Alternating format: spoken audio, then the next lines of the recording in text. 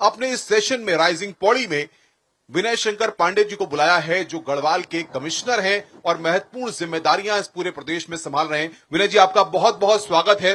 News 18 ने यह अभिनव प्रयोग किया है। आज तक मीडिया इंडस्ट्री में किसी भी न्यूज चैनल ने इस तरह का प्रयोग नहीं किया कि डिस्ट्रिक्ट लेवल पे इस तरीके के कार्यक्रमों का आयोजन हो, ताकि लोकल लेवल पर जो चीजें हैं उनको लोग जान सके, उनको एक पहचान मिल सके और उन प्रतिभाओं का सम्मान हो सके। तो इसी में आपको आमंत्रित किया है। बहुत बहुत स्वागत है आपका। गढ़वाल की अगर हम बात करें तो इसको आप किस नजरिए से देख रहे हैं? यहां पर आप कमिश्नर हैं, कितना विकास यहां तक पहुंचा है, क्या आगे का प्लान ऑफ एक्शन आपका है और किस तरीके से यहां की सूरत बदल रही है? आपका बहुत बहुत धन्यवाद। और सबसे पहले मैं टीवी 18 के पूरी टीम को, इसके मैनेजमेंट को हृदय से आभार प्रकट करता हूं इस अभिनव प्रयोग के लिए, एक नई शुरुआत के लिए। क्योंकि निसंदेह जो ये चैनल है, ये बहुत बड़ी संख्या में इस प्रदेश में देखा जाता है।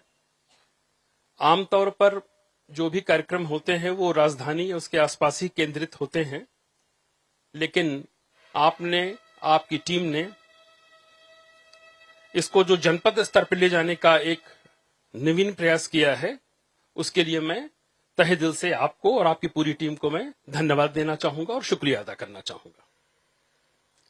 आपने पौड़ी के एक विकास को लेकर एक अपनी इच्छा जाहिर की है कि इसमें हुआ क्या है अब तक। जी देखिए, पौड़ी जो हमारा जनपद है, ये मंडल मुख्यालय भी है, और गढ़वाल जो हमारा डिवीजन है जिसमें 7 जिले आते हैं, उसको आप मान सकते हैं कि पौड़ी उसका एपी सेंटर है।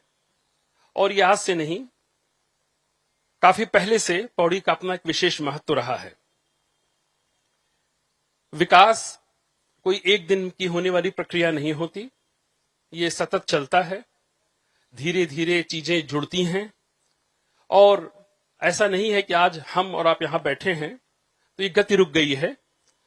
जो पहले से होता आया उसमें समय के साथ साथ सभी के कंट्रीब्यूशंस रहे।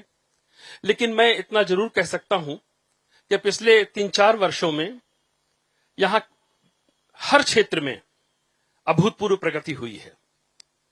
बेसिकली अगर मैं 3-4 पॉइंट्स को यहां पर टेकअप करना चाहूं, जैसे हम हेल्थ सेक्टर को लेकर चलते हैं जी, क्योंकि देखिए, आम पब्लिक का जो मुख्य वास्ता होता है वो होता है शिक्षा, स्वास्थ्य, सड़क, पानी।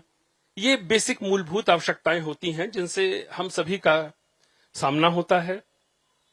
पब्लिक एट लार्ज की भी यही डिमांड होती है कि इन चीजों में सुधार हो, उनको बेहतर ये सुविधाएं मिल सकें। तो मगर एक एक सेक्टर को लेकर चलूं तो जैसे स्वास्थ्य को देखिए, पौड़ी जनपद क्षेत्रफल के हिसाब से काफी बड़ा जिला है और 15 ब्लॉक का ये जिला है। यहां पर जहां श्रीनगर, जहां हम आपके साथ बैठकर ये बातचीत कर रहे हैं जी, यहां पर एक मेडिकल कॉलेज ऑलरेडी है, बेस हॉस्पिटल है। बेस हॉस्पिटल एक कोटद्वार में भी है, एक डिस्ट्रिक्ट हॉस्पिटल पौड़ी मुख्यालय पर है। इसके अतिरिक्त 2 उप जिला चिकित्सालय हमारे हैं, 13 सामुदायिक स्वास्थ्य केंद्र हैं और प्राथमिक स्वास्थ्य केंद्र अगर हम टाइप ए के देखें तो वो करीब 9 हैं और टाइप बी के 84 हैं। तो आप समझ सकते हैं कि स्वास्थ्य की जो मूलभूत सुविधाएं हैं वो काफी डीप रूटेड हैं। दूरस्थ क्षेत्रों तक भी वहां पर ये हमारा सारा इंफ्रास्ट्रक्चर है। किसी भी सिस्टम के लिए 2 चीजें बड़ी इंपॉर्टेंट होती हैं। एक तो आपका बेसिक इंफ्रास्ट्रक्चर है कि नहीं। तो यहां मैं ये दावे से कह सकता हूं कि हमारा दूर दूर तक एक बेसिक इंफ्रास्ट्रक्चर है। फिर सेकंड आता है कि उसकी फंक्शनिंग कैसे हो रही है। आमतौर पर ये आता है कि साहब डॉक्टर्स नहीं हैं, हमारे विशेषज्ञ चिकित्सक नहीं हैं, दूर तक लाने के लिए लोगों को समस्याएं होती हैं। तो इस चीज को लेकर सरकार ने काफी गंभीरता बरती है और काफी सतत प्रयास किए हैं। आज मैं यहां दावे से कह सकता हूं कि हमारे इन सभी चिकित्सालयों में बहुत ही अच्छी चिकित्सकीय सुविधा दी जा रही है। और जिन मामलों में हमको लगता है कि पेशेंट का ट्रीटमेंट यहां नहीं हो सकता, तो अभी कुछ दिन पूर्व ही हेली एम्बुलेंस सर्विस की भी शुरुआत हमारे एम्स ऋषिकेश से शुरू की गई है। और सामान्य दिनों में भी अगर कोई रोड एक्सीडेंट होता है या कोई ट्रॉमा सेंटर तक ले जाने की जरूरत होती है, तो ऑन डिस्ट्रिक्ट मजिस्ट्रेट की डिमांड पर तत्काल उसका हम लोग हेली रेस्क्यू कराते हैं और उनको स्वास्थ्य सुविधाएं देते हैं। तो हेल्थ सेक्टर में मैं कह सकता हूं कि काफी अच्छे ढंग से यहां कार्य किया गया है और ये प्रक्रिया अभी आगे जारी है। और एडवांसमेंट टेलीमेडिसिन के में आप जब पता कर सकते हैं कि विशेषज्ञ डॉक्टरों को दूर से बैठकर वो भी अपनी सलाह देते हैं, उसके भी हमारे सिस्टम काफी अच्छा डेवलप हो गया है। इसी तरह से अगर आप बात करें हमारे शिक्षा को लेकर, तो शिक्षा में एक बड़ी लंबी फहरिस्त है कि हमारे कितने यहां पर इंटर कॉलेजेस हैं, प्राथमिक विद्यालय हैं। अभी पिछले कुछ दिनों में हम लोगों ने एक नए अभियान की शुरुआत की है कि जो भी हमारे प्राथमिक विद्यालय हैं उनके जो इंफ्रास्ट्रक्चर है उसको और अच्छे से हम लोग डेवलप करें। और मैं धन्यवाद दूंगा यहाँ के डिस्ट्रिक्ट मजिस्ट्रेट का भी कि उन्होंने इस दिशा में बहुत अच्छा कार्य किया है और हर विद्यालयों की दशा सुधरे, हमारे जो बच्चे आते हैं उनको बैठने का अच्छा स्थान हो, उनके ब्लैक बोर्ड्स ठीक हों, हमारे टीचर भी ट्रेंड हों, उनको ढंग से पढ़ाएं, लगातार उसकी भी मॉनिटरिंग की जाती है। अभी एक आप सभी की जानकारी के लिए मैं बता दूं कि पौड़ी में 600 करोड़ की लागत से एक एनआईटी भी बन रहा है जिसका कार्य प्रारंभ हो गया है। तो आप समझ सकते हैं कि ये कितना दूरगामी साबित होगा यहाँ के शिक्षा व्यवस्था को। साथ ही घुड़दौड़ी में भी हमारा एक इंजीनियरिंग कॉलेज है। तो टेक्निकल एजुकेशन हो चाहे मेडिकल का हो, प्राथमिक शिक्षा हो, इन सभी दिशाओं में बहुत ही अच्छे से कार्य बिल्कुल चल आपकी रहा है। बात सही है, लेकिन आप जैसे साफ तौर पर कह रहे हैं कि बदला है, बदल रहे हैं और बदलेंगे, तो अब आगे का लक्ष्य क्या है? क्योंकि आपने काफी कुछ बदल दिया है और काफी कुछ आपका रनिंग प्रोसेस में भी है। अब आगे के लिए टारगेट्स कुछ फिक्स किए हैं आपने? देखिए, कभी भी विकास में कोई टारगेट नहीं रखा जाता, माना जाता है even sky is the not the limit. Okay. समाज, सोसाइटी और टेक्नोलॉजी जिस तेजी से बदल रही है, तो हमारी सबसे बड़ी उपलब्धि यही होगी कि बदलते समय के साथ साथ अगर कोई नई टेक्नोलॉजी आ रही है उसको हम कितनी जल्दी अडॉप्ट करते हैं, अपने सिस्टम में उसको लागू करते हैं। शिक्षा के क्षेत्र में जैसे आजकल हम देख रहे हैं एआई का बहुत जोर आ रहा है, आर्टिफिशियल इंटेलिजेंस का। तो पिछले दिनों हम लोगों ने शासन स्तर पर भी इसका काफी लंबा डिस्कशन हुआ, विचार विमर्श हुआ और माननीय मुख्यमंत्री जी का बड़ा स्पष्ट मत था कि हमारी जो युवा पीढ़ी, जो नए बच्चे अब निकल कर आ रहे हैं, उनको इसके फ्रेंडली बनाना चाहिए। तो उस दिशा में भी हम लोग काम करने की शुरुआत कर रहे हैं। जो जो टेक्नोलॉजीज आ रही हैं, कहीं हमारा जनपद, हमारा प्रदेश पीछे ना हो। मुख्यमंत्री जी की ये मंशा है कि अगर कोई एडवांस टेक्नोलॉजी फॉरेन में आ रही है तो वो टेक्नोलॉजी हमारे उत्तराखंड के जनपदों में और दूरस्थ क्षेत्रों में भी साथ साथ पहुंचनी चाहिए। तो ये विजन उनका है, उस विजन को लेकर हम लोग चल रहे हैं। सर, पहाड़ी राज्यों में जो मौसम होता है एक बड़ी बाधा है और जाहिर तौर पर हम देखते हैं इसके चक्कर में कई बार यात्राएं भी प्रभावित हो जाती हैं, श्रद्धालुओं को भी कई बार दिक्कतें होती हैं, लेकिन सरकार पूरी तरह से साथ खड़ी होती है। ऐसा हमने पिछली बार भी देखा। बद्रीनाथ की बात करें, केदारनाथ की बात करें, इन दोनों यात्रा का प्रवेश द्वार भी इसको कहा जाता है। तो ऐसे में श्रद्धालुओं को लेकर के या बाहर से राज्यों से जो लोग आते हैं उनको लेकर के सरकार किस तरीके की प्लानिंग कर रही है और जिस तरीके से अब तक आपने किया है उसमें और क्या परिवर्तन आप करना चाहते हैं? देखिए, चारधाम यात्रा इस प्रदेश की बहुत ही महत्वपूर्ण यात्रा है और हमारे जो 4 मुख्य धाम हैं, बद्रीनाथ जी का, केदारनाथ जी का, गंगोत्री धाम और यमुनोत्री धाम, पिछले कुछ वर्षों में हम सभी ने अनुभव किया है कि यात्रा बड़ी तेजी के साथ बढ़ती जा रही है और देश से विदेश से भी बड़ी संख्या में श्रद्धालु आ रहे हैं। अगर मैं इसके पिछले साल का डेटा आपके सामने दूं तो लगभग 56 लाख लोगों ने केवल 6 माह के ड्यूरेशन में यात्रा की थी। इस वर्ष चूंकि यात्रा सीजन थोड़ा छोटा था, कपाट देर में खुले, जल्दी बंद हुए, थोड़ी आपदा की भी प्रॉब्लम रही, उसके बावजूद भी 48 लाख लोगों ने इस बार की यात्रा की। ये बिल्कुल सही है कि बड़ी संख्या में तीर्थयात्री आते हैं, तो हमारे लिए उससे अच्छा इंफ्रास्ट्रक्चर देना, ताकि रोड हमारी अच्छे ढंग से, लोगों को ट्रेवल करने में दिक्कत ना हो, लंबे समय तक उन्हें जाम में न फंसना पड़े।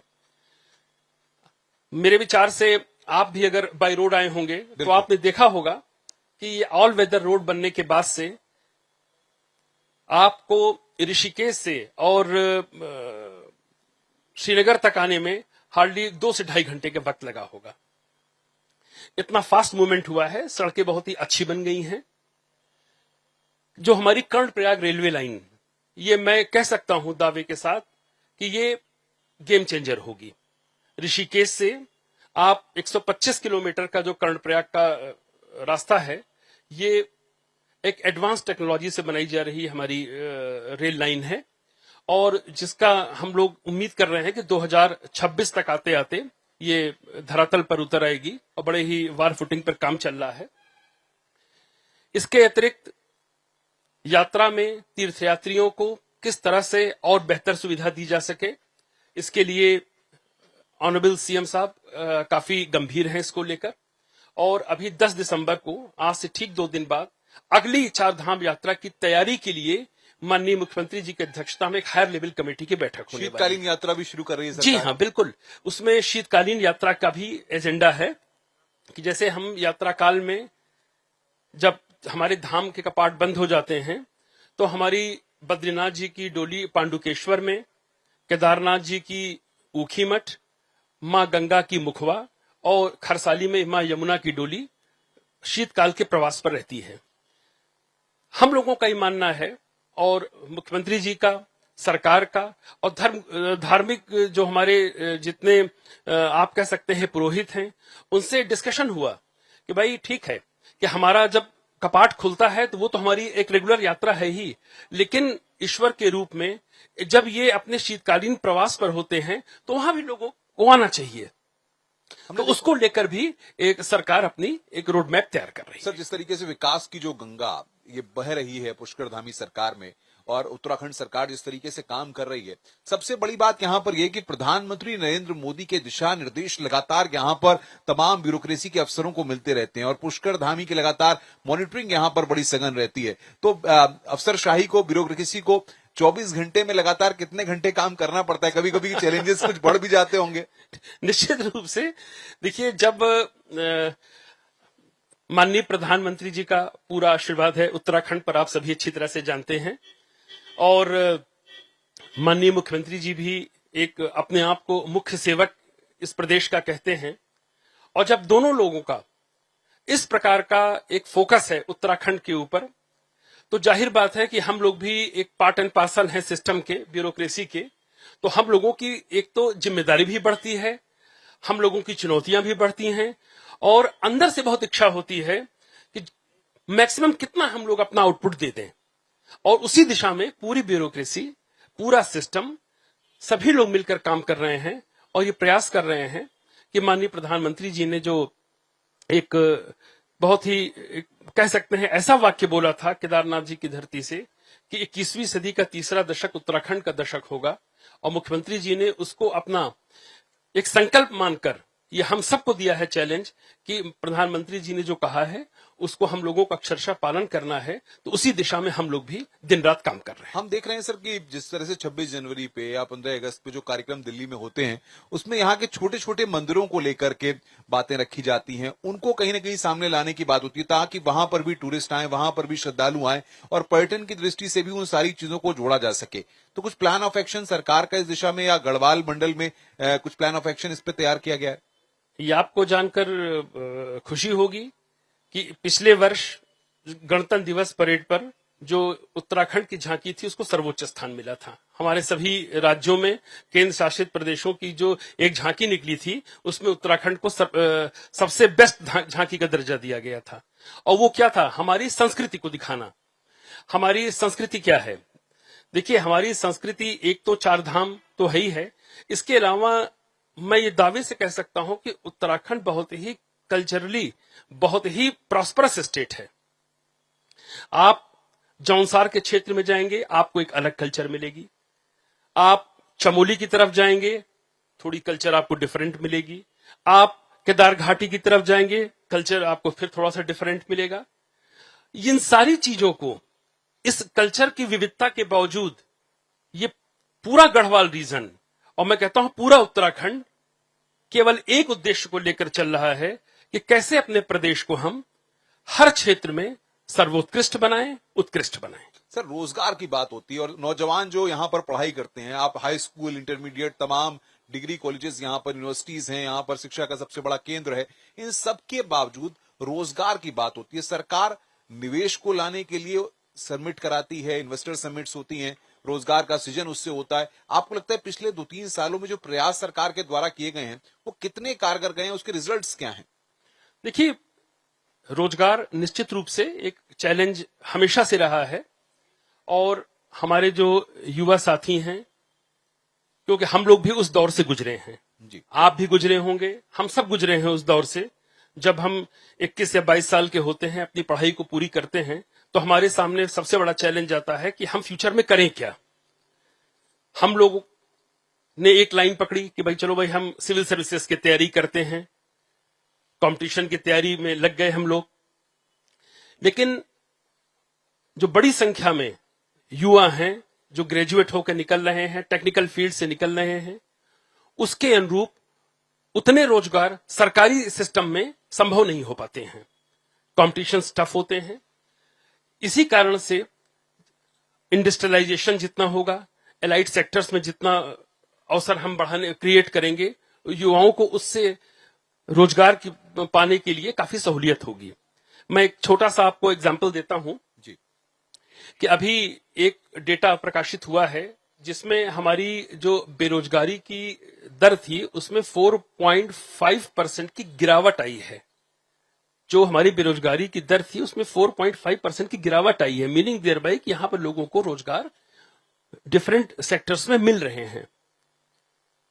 जो हमारा निवेश सम्मेलन हुआ था उसमें ये मैं दावे से कह सकता हूं, और बड़ा मतलब हमारे लिए प्रसन्नता का विषय है कि हमने 3,54,000 करोड़ के एमओयू साइन किए थे। आमतौर पर एमओयू साइन करना कोई उपलब्धि नहीं होती, और हमारे मुख्यमंत्री जी का ये शुरू से जोर था कि हम जो भी एमओयू करें उसकी ग्राउंडिंग होना बहुत जरूरी है, धरातल पर वो चीजें दिखनी चाहिए। हमारी जब सेकंड ग्राउंड ब्रेकिंग सेरेमनी हुई उस समय तक 71,000 करोड़ के हमने ग्राउंडिंग कर दी यहां पर। उसी का नतीजा है कि लोगों को रोजगार की संभावनाएं बढ़ी हैं। और एक मैं आपको एग्जांपल देता हूं कि हमारा थैलीसैंण, आप सभी यहां अच्छी तरह से परिचित होंगे, दूर का एक ब्लॉक है, वहां एक अंबे, एक मैं कह सकता हूं एक ऐसा उद्योग स्थापित हुआ है जिसका टर्नओवर आप बिलीव नहीं कर सकते कि 80 से 100 करोड़ का टर्नओवर उसका है इस ब्लॉक में।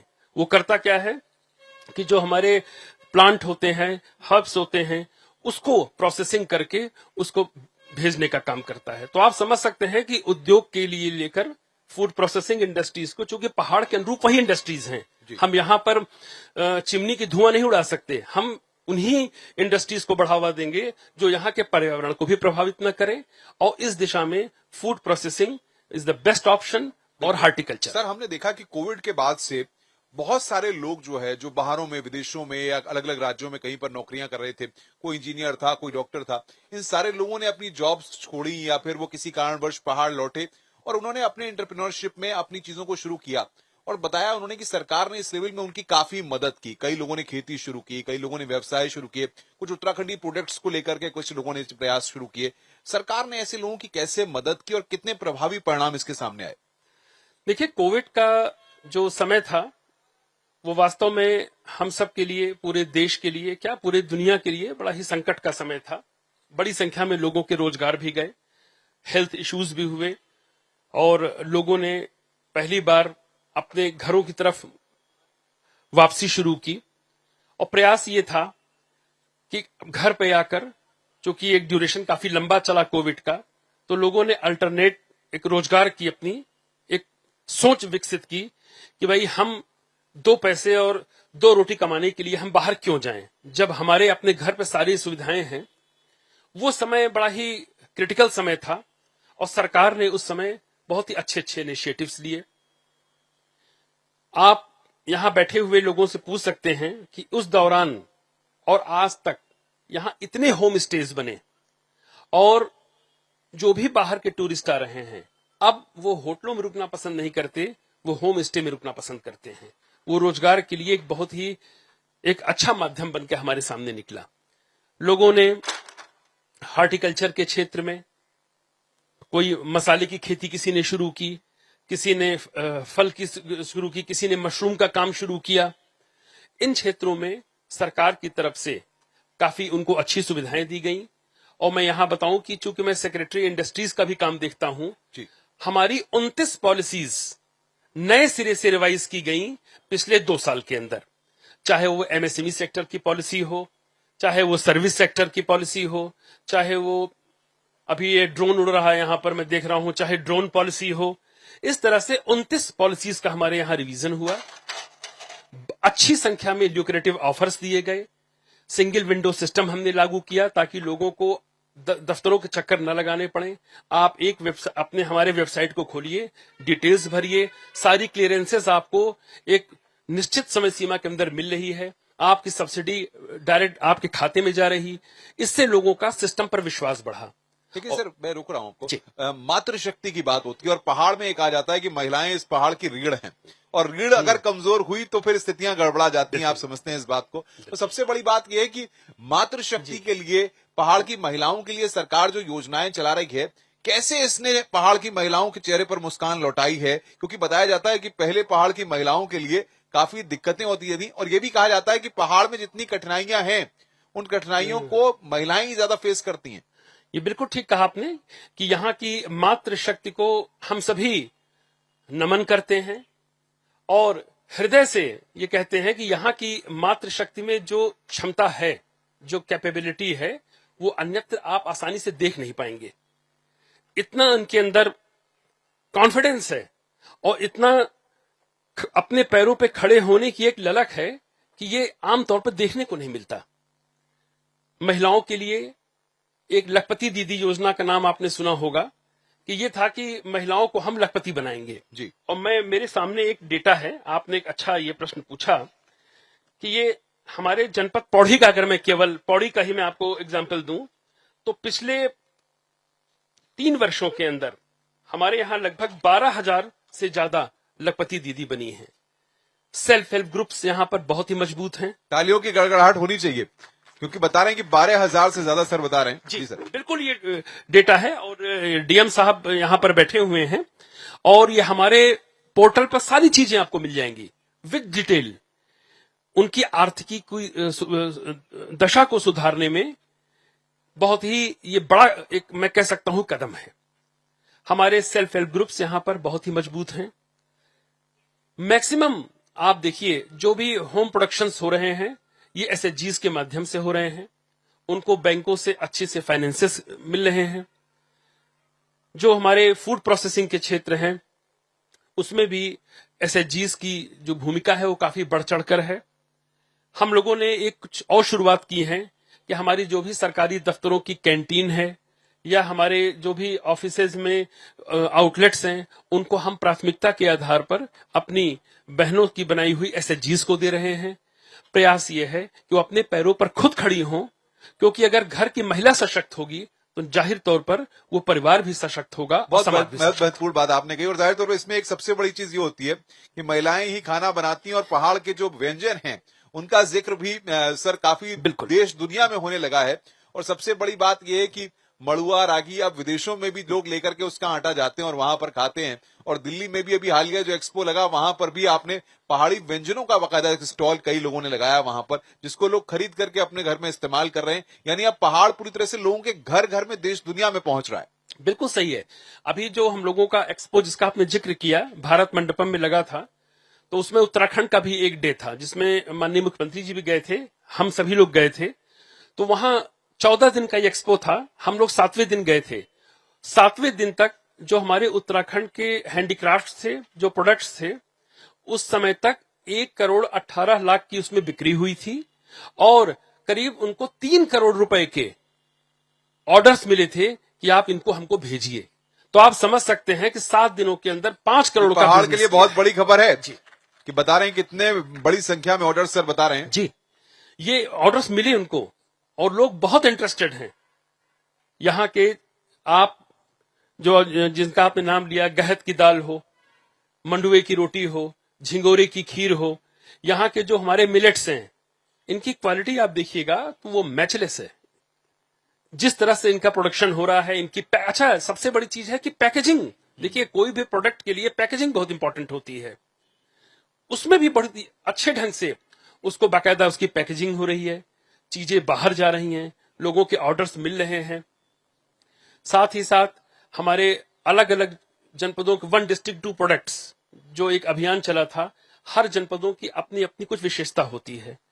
तो वो विशेषता लोगों को, ये इसका सारा श्रेय भी महिलाओं के पास है, क्योंकि ये सारे 1 डिस्ट्रिक्ट 2 प्रोडक्ट्स में महिलाएं ही बढ़ चढ़ के भाग ले रही हैं और उत्तराखंड का नाम रोशन कर रही हैं। सर, इस सबसे इतर निवेश की बात होती है और निवेश को लेकर के हमने देखा कि पुष्कर धामी की सरकार ने जिस तरीके से इन्वेस्टर्स समिट हुई, तमाम और समिट लगातार की जाती हैं ताकि बड़ी संख्या में बाहर से निवेशक आए और प्रदेश में आकर निवेश करें। पिछली बार जिस तरीके से समिट हुई और गढ़वाल मंडल की अगर हम इसकी बात करें, यहाँ पर किस तरीके से निवेशक आते हैं, किस तरीके का निवेश होता है और लोगों को आने वाले वक्त में क्या उसका और भी फायदा मिलेगा? देखिए, गढ़वाल मंडल की अगर आप बात करेंगे तो इसमें हमारे 7 जनपद आते हैं और ये बिल्कुल सही है कि जो हमारे प्लेन्स के इसमें डिस्ट्रिक्ट हैं, हरिद्वार, देहरादून, यहां पर ऑलरेडी एस्टेब्लिश्ड हमारे सिडकुल हैं। हरिद्वार एक काफी बड़ा सेंटर है ही है, आपको पता ही है। और देहरादून में भी हमारी सेलाकुई एक इंडस्ट्रियल एरिया है, बड़ी बड़ी मल्टीनेशनल कंपनियां आई हैं, अच्छा खासा निवेश आया है। कुछ जो इंडस्ट्रीज पहले से चल रही थी उन्होंने अपने एक्सपेंशंस भी किए हैं और अपनी जो प्रोडक्शन की क्षमता है उसमें भी काफी बढ़ोतरी की है। जहां तक पहाड़ों की बात है, हमारा जो कोटद्वार है वहां पर भी आप सभी भली भांति परिचित होंगे, वहां पे हमारा भी एक सिडकुल बना हुआ है। वहां की सिडकुल को और एडवांस करने के लिए और उसका बेहतर इंफ्रास्ट्रक्चर हो, उस दिशा में भी हम लोग काम कर रहे हैं। अच्छी खासी इंडस्ट्रीज वहां भी हैं। लेकिन जैसे आप ऊपर चलेंगे हिली एरिया में, तो ये बात बिल्कुल हम सबको अपने जहन में रखनी चाहिए कि इकोनॉमी और इकोलॉजी में एक बहुत ही अच्छा संतुलन होना चाहिए। बिल्कुल, हम केवल आर्थिकी के लिए अपने पर्यावरण को, पहाड़ की खूबसूरती को नष्ट करें तो यह भी पाप हमसे नहीं होना चाहिए। हमारा प्रयास केवल यही रहता है कि हम पहाड़ों पर उन्हीं उद्योगों को ले आएं जो कि पर्यावरण के अनुकूल हों, यहाँ की परिस्थिति के अनुकूल हों, यहाँ की खूबसूरती जो ओरिजिनलिटी है वो बनी रहे। कदाचित इसीलिए मैंने आपसे कहा कि इसमें हमारे लिए सबसे बड़ा जो लक्ष्य है या जो मुझे उम्मीद दिख रही है वो हार्टिकल्चर की है, फूड प्रोसेसिंग इंडस्ट्रीज की है और हैंडमेड जो हमारे काम होते हैं, चाहे ओरिंगाल का काम हो या हमारे जो उसके अच्छे अच्छे वास्तु बनाई जाती हैं, उस दिशा में हम लोगों ने काफी प्रयास किया है। आखिरी सवाल बस, सड़क हादसे बहुत होते हैं, चिंता बढ़ाते होंगे, इसको लेकर के भी कुछ स्ट्रेटेजी प्लान हो रही है? ये काफी हम सभी के लिए बड़ा ही चैलेंज का विषय हमेशा से रहा है। सड़कें बहुत अच्छी हो गई हैं और जो गाड़ियां आ रही हैं आप देख रहे हैं, उनकी भी अब स्पीड 100 और 120 पे चलने लगी हैं। ड्रंक एंड ड्राइविंग के भी केसेस होते हैं और पिछले दिनों कुछ ऐसे हादसे हुए जो काफी हृदय विदारक रहे और हम सभी बहुत उस तकलीफ से गुजरे हैं। तो इसको लेकर एक परिवहन की तरफ से एक नई पॉलिसी भी बनाई जा रही है, एक्सीडेंट्स को कम कैसे किया जाए। खासकर सड़कों पर आपने देखा होगा कि अब रात के समय में ड्रंक एंड ड्राइविंग न हो, उसके लिए एल्कोमीटर्स के साथ हमारे पर्याप्त पुलिस फोर्स भी अब लोगों की चेकिंग शुरू कर चुकी है। पहाड़ों पर जो बैरियर्स होते हैं उसको भी जगह जगह लगाए जा रहे हैं। लेकिन बात लास्ट में यही आती है कि जो वाहन चला रहे हैं उनको हम कितना एजुकेट करते हैं और सुरक्षा बहुत जरूरी, बहुत महत्वपूर्ण। सर, बहुत बहुत शुक्रिया आपका। न्यूज 18 ने जिस तरीके का अभिनव प्रयोग किया, आपने विभागीय के साथ तमाम सवालों के विनय शंकर पांडे जी ने जवाब दिए। गढ़वाल की पूरी जिम्मेदारी विकास की गढ़वाल के कमिश्नर है विनय जी पे है और उन्होंने बताया कि किस तरीके का रोड मैप यहां पर तैयार किया गया है। सर, बहुत बहुत शुक्रिया आपका जुड़ने के लिए और बातचीत करने के लिए।